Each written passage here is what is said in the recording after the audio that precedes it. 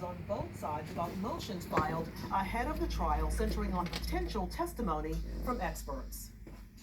We do request that Mr. Greer be admitted as an expert for purposes of the rest of his testimony in the field of firearms examination. Ballistics testimony and finances were the only topics that Judge Newman ruled on this evening. Other motions were tabled until they come up during the trial. Now, as for other matters that were handled today, jury selection. It was the second day, and nearly 80 jurors were questioned by the judge. We continue our live team. Yes, we are, and that was the goal here today and through this week, to get that jury pool from 400 down to eventually 12. And the point is here and now, Ann, is the people who have made it to this point, who've made it to this round, these are the people who are serious. These are the people who don't mind being here. They've committed to hearing the testimony and providing a fair decision in the trial of Alec Murdaugh. Tomorrow, the prosecution and defense, though, get the opportunity to choose those jurors that they want to continue on throughout the process. The others, they will strike. They'll be asked to go home. And we'll get down to 12 seated jurors and then 6 alternates. And then the next step will be opening statements. Now, there were other matters today that needed Judge Clifton Newman's attention, and those matters were matters of evidence, people, things, testimony that will get presented into court. Those are things he had. Blair Sable was inside of the courtroom as both sides, the state and the prosecution, the state and the defense, made their arguments. Blair's standing by. Well, Roth, there were a lot of items on the agenda to get to today, with opening statements expected as early as tomorrow. First up, a motion filed by the defense with short notice yesterday calling into question the validity of the state's ballistic experts. Paul Greer, the state's expert from SLED, testified for more than an hour this afternoon, the judge eventually ruling that the evidence was indeed admissible. However, the judge did not grant the state's motion to submit financial evidence in the way that they wanted. Something else that was highly anticipated during this hearing were arguments against not just one, but 2 blood spatter experts consulted by the state, though a ruling won't come on that until it comes up in court.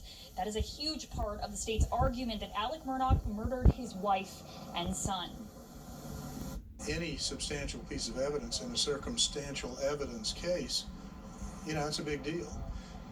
The significance of the blood spatter evidence is that it's the only evidence that puts him, if believed, squarely in close proximity, the same distance you and I are to each other, to the murdered at the moment of their murder.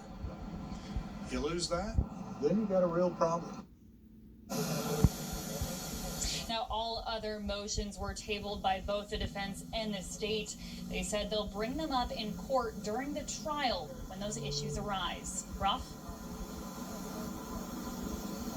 Thank you, Blair. And today was the first time that we really got to see Alec Murdaugh's face in court. During jury selection, the camera was turned to a state seal on the wall, and we weren't able to see anything in the courtroom. But today, during this pretrial hearing, we actually got to see Alec Murdaugh. Now, Michael Higdon was in the courtroom during that jury selection, and she was able to see Alec Murdaugh. Michael, what was his demeanor as he watched and listened to potential juror members? Rob, jury qualification began at 9:45 this morning, and Alec Murdaugh himself stood up, turned around to these potential jurors, and said good morning. Beyond that, though, he really kept his head down and only spoke with his attorneys. That's very different, though, than the Alec Murdaugh that we saw yesterday in the first couple of rounds of jury selection, where he had turned around. He was much more engaged and attentive during the jury questioning. Again, those first 2 rounds yesterday. Today, 80 jurors were questioned this morning. Multiple multiple people were dismissed for various reasons, like serving as a juror previously, having small children who had no other care, attending work and school, and others. About 60 remained after that round of questioning. Then the judge moved to questions more specific to the case. When asked if they heard, read, or knew anything about the murder case and or Alec Murdaugh himself, nearly everyone stood up.